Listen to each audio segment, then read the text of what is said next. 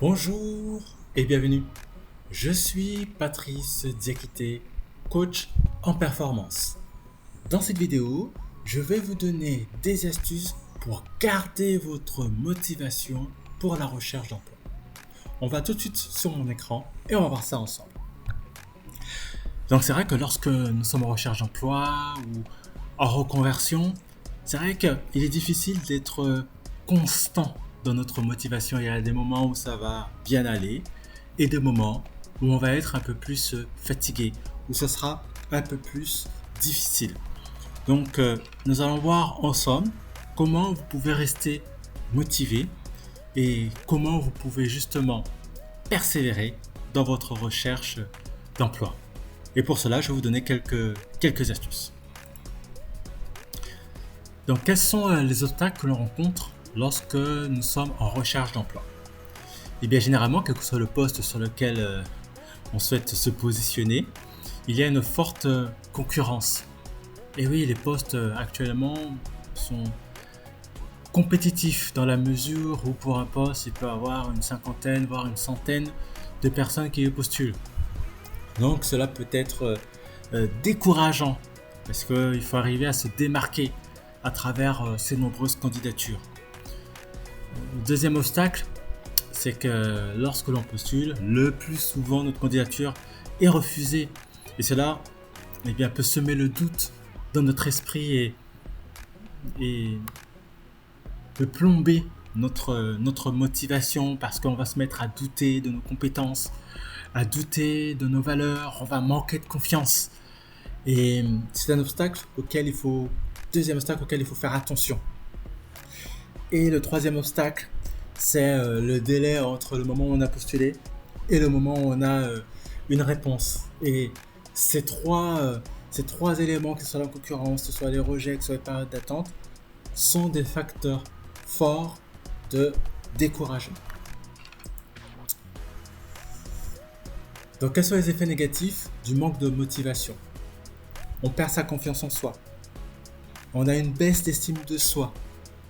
On a une baisse de confiance en ses compétences. Ça, c'est le premier point. Les effets négatifs du manque de motivation peuvent créer chez nous une perte de productivité. C'est-à-dire qu'on a moins d'énergie, on se sent moins fort, moins dynamique, plus fatigué. Troisième idée, le manque de motivation peut entraîner de l'apathie ou du découragement. C'est-à-dire que la persistance prolongée du manque de motivation a des effets néfastes sur le moral et sur l'enthousiasme. On est mou, on a envie de rien faire, on a envie de rester couché. Donc on voit bien que c'est négatif, que c'est néfaste. Il faut donc être prudent sur cet aspect-là. Donc maintenant, je vais vous donner des techniques pour justement vous motiver. Premièrement, avoir des routines s'ancrer. Qu'est-ce qu'on appelle une routine? Une routine, c'est une habitude. C'est-à-dire que si vous êtes à la maison en recherche d'emploi, ne prenez pas l'habitude de vous lever à 10h, à 11h, à midi. Mais non, à midi, la journée est déjà à moitié terminée. Une routine va faire que peut-être vous allez prévoir de vous lever à 8h. De 8h à 8h30, vous allez déjeuner. De 8h30 à 9h, vous allez vous préparer. Et à 9h, vous êtes sur votre ordinateur en train de rechercher des offres d'emploi. Peut-être de 9h à 10h. À 10h, vous allez faire un petit peu de sport, par exemple. Ou vous allez faire un petit peu de lecture. Voilà, vous allez planifier, vous allez structurer votre journée. Vous allez créer une routine pour vous permettre votre recherche d'emploi. Ne recherchez pas un emploi par hasard, parce que vous avez un peu de temps. Non, c'est un travail de rechercher un emploi. Donc il faut vous organiser et structurer cette recherche. Le deuxièmement, trouvez du support. En clair, faites-vous aider. Vous pouvez vous faire aider par des groupes de recherche d'emploi ou par un coach. Moi-même, je peux vous aider à rechercher le poste de vos rêves. D'ailleurs, si vous allez dans la description, vous pouvez prendre un rendez-vous avec moi et on en discute. On verra ensemble comment je peux vous aider, comment je peux vous accompagner pour pouvoir obtenir le poste que vous souhaitez. Donc il est important dans ce cadre-là de se faire soutenir par d'autres parce que c'est une situation qui peut être très très très difficile. Le troisièmement, des techniques pour vous motiver, c'est de fixer des petites victoires. Qu'est-ce que c'est qu'une petite victoire? D'avoir un contact téléphonique, c'est une victoire. Oui, vous n'avez pas le poste, mais la personne vous a rappelé pour vous dire, ben voilà, votre candidature vous intéresse, ça serait bien que nous puissions fixer un entretien avec la directrice des ressources humaines. C'est une victoire. Parce que si votre candidature n'intéressait pas, jamais l'agent aurait pris contact avec vous pour prendre un rendez-vous. Donc c'est une victoire. Peut-être qu'on n'allait pas avoir le poste au final, mais réjouissez-vous des petites étapes parce que vous avez franchi une petite étape. Donc, pour garder votre motivation, il faut considérer vos différents succès. Pareillement, lorsqu'on est en recherche d'emploi, il est important de se fixer des objectifs clairs. Des objectifs clairs et précis fournissent une direction et un sentiment d'accomplissement lorsqu'ils sont atteints. Sur 10 candidatures, par exemple, vous pouvez vous fixer l'objectif d'avoir 2 ou 3 contacts. C'est un objectif. Vous pouvez noter sur un document quels sont vos objectifs. Vous pouvez également noter lorsque ces objectifs sont atteints. Et s'ils ne sont pas atteints, réfléchir aux raisons pour lesquelles ces objectifs ne sont pas atteints. Il faut également vous focaliser sur les priorités. Les objectifs clairs permettent de concentrer votre énergie et les tâches les plus importantes pour votre recherche d'emploi. Il ne s'agit pas ici de battre l'air, de vous battre comme des moulins à vent. Non, il faut que vous vous focalisiez sur ce qui est important. Et ce qui est important, c'est votre recherche d'emploi. Et pour rechercher un emploi, il faut être structuré. Il y a différentes étapes à mettre en place lorsque nous sommes en recherche d'emploi. Et c'est de cela dont on fait référence ici. Pour vous, qu'est-ce que c'est que la réussite? Eh bien, ce sont des objectifs clairs qui définissent les critères qui permettent d'évaluer vos progrès et de déterminer si vous avez atteint vos objectifs. J'en ai parlé tout à l'heure. Si votre objectif c'est d'avoir 2 contacts sur 10, c'est un bon objectif. Et c'est quelque part une réussite. Donc, quel plan d'action pouvez-vous mettre en place? Premièrement, analysez vos compétences, c'est-à-dire d'identifier vos forces et vos faiblesses pour déterminer les compétences que vous devez développer ou améliorer. Il y a une petite faute ici que je vais rectifier de suite. Développer, hop. Que vous devez développer, hop. On revient sur le partage. Donc, que vous devez développer ou améliorer.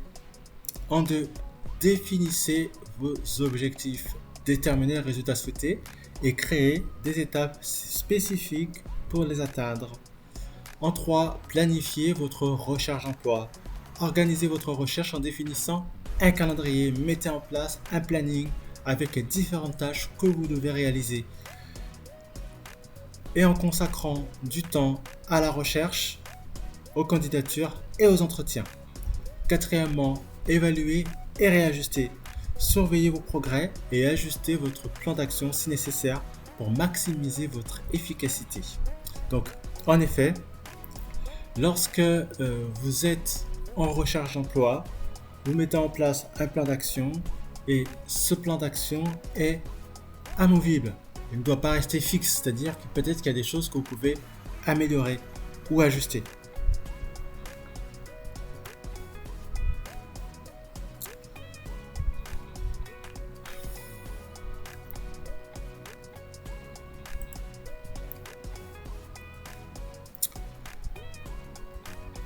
L'utilisation de méthodes de motivation éprouvées effectivement comment rester motivé dans la recherche d'emploi. Il y a ce qu'on appelle la visualisation. La visualisation, c'est lorsque vous vous imaginez dans une situation, vous vous imaginez en situation avec votre recruteur en entretien, vous le voyez en train de vous poser des questions, vous vous voyez en train d'y répondre. C'est ça, la visualisation. Et il faut que vous vous visualisez en train de réussir votre entretien, réussir votre recherche d'emploi. Et c'est intéressant de faire de la visualisation parce que celle-ci vous permet de dégager des émotions positives sur lesquelles vous pourrez peut-être plus tard vous y référer pour retrouver de la force, retrouver de l'énergie. Ensuite, la deuxième méthode, ce sont des affirmations. Des affirmations positives du genre « Vas-y Patrice, tu vas y arriver, t'es le plus fort. Vas-y Patrice, tu vas y arriver, t'es le plus fort. » Ce sont des petites phrases qui, l'air de rien, vont créer chez vous un sentiment de puissance, de force. Voilà.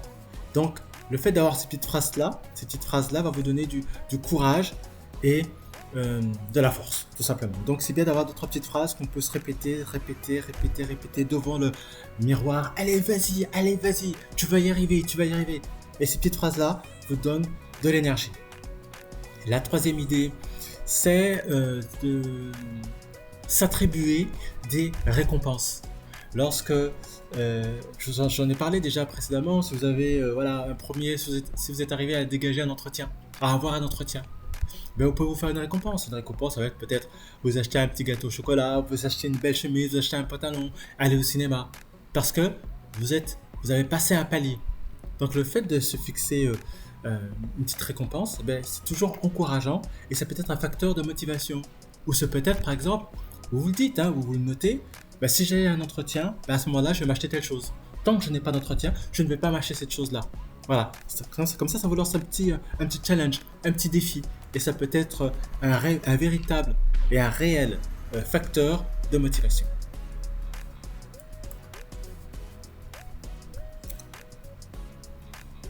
Comme je vous en ai parlé, il est à mon sens primordial de travailler avec un coach lorsqu'on est en recherche d'emploi pour plusieurs raisons. Parce que le coach va vous faire part de son expérience, son expertise et va surtout être un facteur d'encouragement et de motivation dans votre recherche d'emploi.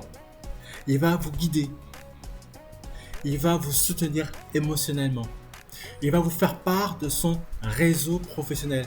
Et pour ces trois raisons, vous devez systématiquement vous faire accompagner. Le Pôle emploi, par exemple, si vous êtes en France, propose des accompagnements. Mais, il faut se l'avouer, l'accompagnement qui vous est proposé est à la hauteur du Pôle emploi. À mon sens, il faut aller beaucoup plus loin. Peut-être essayer de trouver un coach performance comme moi-même, parce que c'est exactement ce que je propose. Quelqu'un qui va réellement vous suivre individuellement, qui va réellement vous aider à bâtir vos différents documents administratifs, qui va vous donner des tips, des astuces pour que vous puissiez rester motivé, va vous accompagner, va vous suivre pour votre embauche, pour vos entretiens, pour le post-entretien, pour également lorsque vous serez en emploi, lorsque vous serez en poste, comment aborder votre prise de poste. Donc tout ça, un coach peut vous le permettre. C'est pourquoi moi je vous invite vraiment à être accompagné. Et si vous voulez avoir plus d'informations sur le sujet, je vous invite à vous rendre dans la description où vous avez différents liens. Vous aurez accès à un rendez-vous avec moi, et cela de manière gratuite. Vous avez également accès à mon offre, accès à des contenus gratuits. Donc je vous invite à vous rendre dans la description pour voir tout ça. Ensuite, donc si on continue au niveau de mes slides, donc